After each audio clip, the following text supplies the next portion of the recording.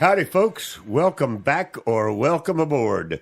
You are listening to the Doc Owen Show. We are extremely glad to have you. If you are following us, well, no matter where you're following us, actually, if you're seeing the title of the show that says it's snowing in San Antonio. So somebody needs to call Bill Ayers.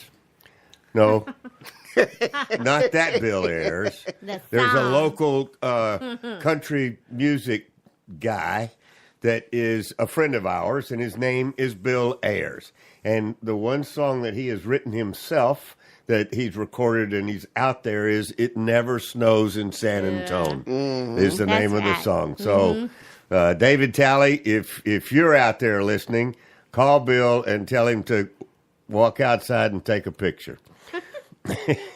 Because it never snows in San Antonio, and we have got not this early, and it's snowing and it's sticking, and I know there's a lot of you folks listening that are going, why are we so excited about that?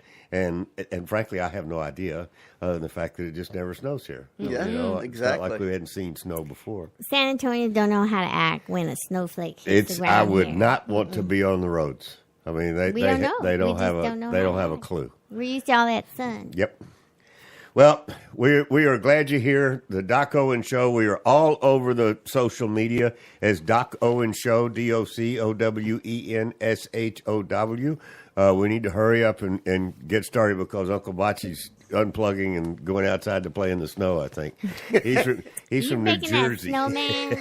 Yeah. I still have my snow shovel. Don't you might ask me need why. it tomorrow. Yeah, I might. I still have it. Wait. I don't know why I brought it to San Antonio, but I don't either. That's some space you could have saved. Brought my sled here too. Oh boy! Wow, you were thinking big, huh? Crazy. We also have a nice blog called DocOwenShow.com where you can go sign up for our intermittent newsletter as well as listen to the show, as well as follow Uncle Bocce and his historical journey. Hysterical. Yeah, his historical journey. We have free apps, FREE, for both the Apple and Android platforms. That's a great place to go listen to the archives. If you go out there and download the apps, then you get access to all of our current as well as our past shows. We start every show. I got it all. No. Who's here? We start every show in a very traditional manner, part of which I've forgotten, but we'll just dive right into this part. Good. I usually say that we have a full house, but we spent that time talking about the snow. So the way we start the show is Ima Surefire. Say hello, Ima. Howdy, folks. Gives us a moment of inspiration. Uncle Bocce. Say hello, Botch. Hey, you guys. Gives us a moment in history. And then I follow that up with a leadership quote of some sort. So, without any further faldera having to do with the snow, we'll save that for later. Ms. Surefire, take it away. And tonight's quote comes from a news site because I was kind of surfing around for some quotes. So this one comes from actually quotes.yourdictionary.com. Wow. Really interesting. I had to look at that twice. That one. Yeah, that was really crazy. But tonight's quote comes from a gentleman that most of us know and we still benefit today from his works is Thomas Edison. Ooh. Oh, yeah. Yeah. Apropos, right? Menlo Park. And Menlo by the way, Park, New Jersey. If you lose the sound of our voice tonight, we've been having intermittent electric problems. I'm sure due to the snow. Mm-hmm. I mean, you have no idea, folks. We're just not used to dealing with this. Go ahead. Mm-hmm. So he's an American inventor and businessman, but mostly known for the invention of the electric light bulb. The light bulb. Mm-hmm. The round one. Yeah. Not the curly incandescent Q bulb. thing. Yeah. The one that- incandescent, the one Old that lasted school for lights. like Yeah. over 100 years. Yes, Right. we like those. And his quote is, if we did all the things we are capable of doing, we would literally astound ourselves. I like it. Yeah. I absolutely agree. It's true. If we, all right, give it I'm to us again. astounded every day. If we, Just when I get out of bed. Well, you can go in small steps. That's good. walk to the bathroom. Oh, look, it's me. Say it again, please. If we did all the things we are capable of doing, Uh-huh. we would literally astound ourselves. There you go. So that kind of good. tells me we limit ourselves, Of course we do. and we shouldn't. Just let it flow. That's right. Yep. That's right. That's right. You know, do you know one of the reasons that is? I think it has to do probably like with the environment and your preconditioning, right, or something like that. Preconditioning, you're on Yeah. it. You're on it. I'm thinking, what is the what is a parent's favorite word for the first 3 years of your life? Shut up. Very close. Yeah. No, no, no, no. No, No. be quiet. No, that's right. No. That, Yeah. No. No. no. No. That's right. No. Think about it. Yeah. And Well, hopefully it just stops with no. And they say, and the first 6 years of your life is when the pattern is set, done deal. You know, that's when most of your attitudes, et cetera, are developed. And for 50% of that time, you're listening to no most of the time. So yes, we limit ourselves. We do that with our pets too, don't we?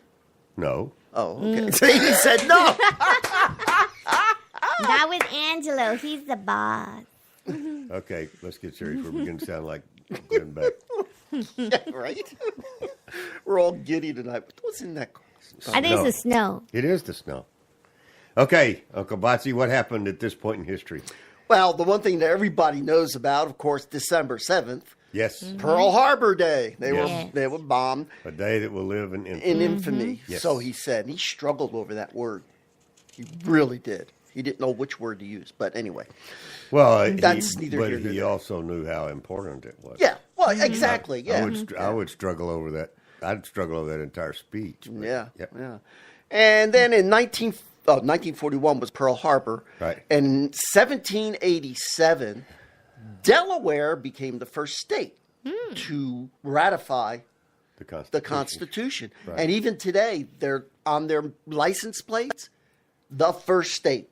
They're very proud of that. They they should be. Yeah. Yeah. New Jersey was number especially to 3. be as tiny as they are. Yeah. Okay. That's it. That's That's it it. for the moment.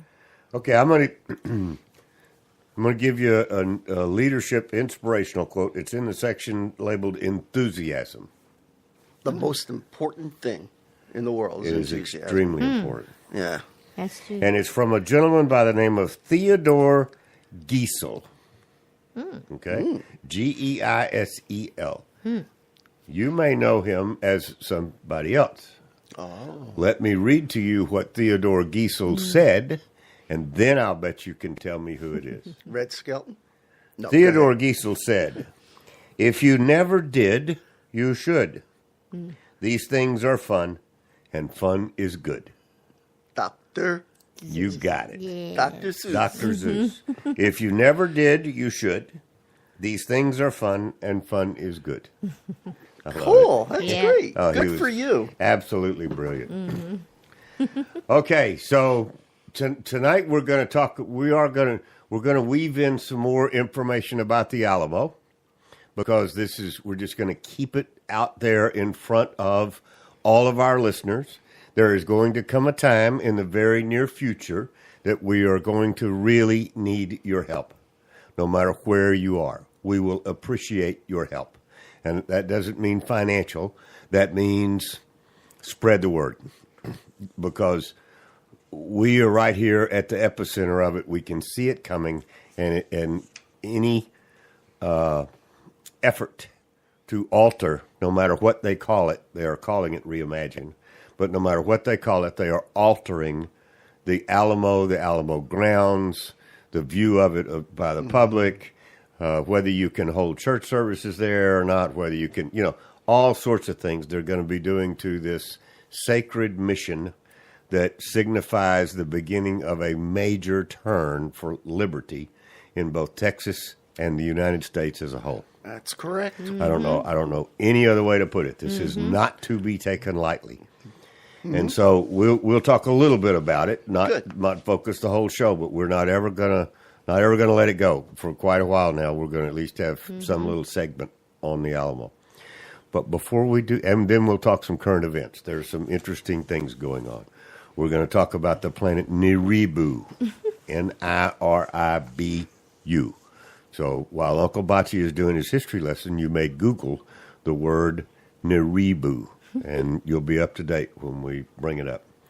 Uncle Bocce? Yes, sir. Well, let's talk presidents, man. We can do that. We can do that? Yeah, we're on number 10. Can you imagine that? Ooh, we're just, time flies. John Tyler. Yeah. I remember him, right? Actually, I do. He's Mary Tyler Moore's brother. No, I don't know. Great grandfather. Yeah. Okay, John Tyler. He was educated in local schools, and at the age of 12, he entered a preparatory branch of College of William and Mary. 3 years later, he entered the actual collegiate program, and he graduated when he was 17. Oh, okay. Go getter. Yep. Okay. Then he began studying law under his father and an attorney cousin, and he gained admission to the Virginia bar. So he got started early. Yeah. Okay. His full name is John Tyler Jr. The nickname that his foes gave him was his accidency. Not his presidency. No, his accidency. accidency. And they did that to jibe him because he became president because William Henry Harrison died. Okay. So got it.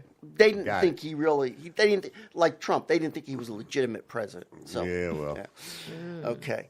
And he's the first vice president. But how much did they push back on it because he wasn't, quote, an elected president? Oh, they gave him a hard time. Okay. They did. They really did. Both sides? Yeah. Okay. Oh yeah, this is going to be very interesting when you hear the next thing. That's why we're doing this presidential research. Absolutely. You just to see if what's going on is unprecedented,